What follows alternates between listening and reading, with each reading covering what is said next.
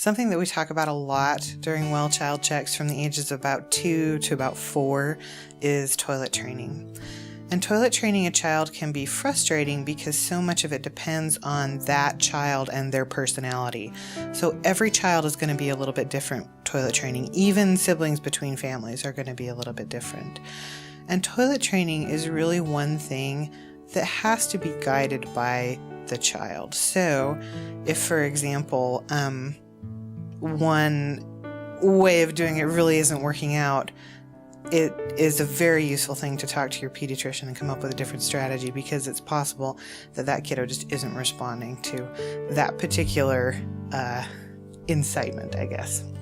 So first of all, you never want to start toilet training before a child is ready.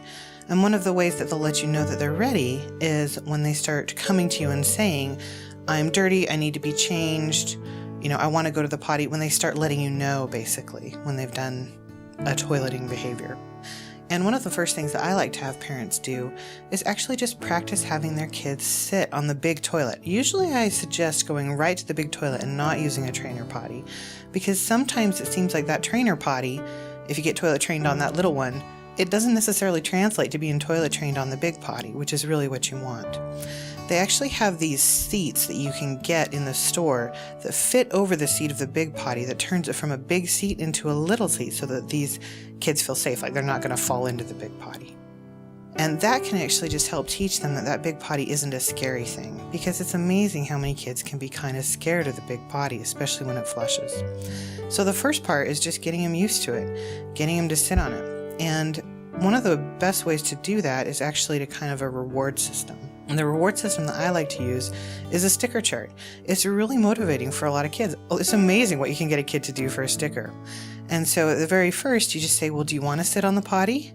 You can have this sticker if you do. And if the kid says, no, I don't want to sit on the potty, then you don't push it. That means they're not quite ready yet. But if they say, oh yeah, I'll sit on the potty for that sticker, then what you do is have them sit on the potty even for a minute or two. They don't have to push, they don't have to do anything, and then they get to put their sticker up on a piece of paper and tape it to the fridge, that kind of thing. So that can be very motivating for kids. And then over time, after they're used to it, once they start telling you, oh, I need to go to the bathroom, you can say, well, do you want to try and go sit on the potty and go to the bathroom in the potty? And then they get a sticker if they go to the bathroom in the potty.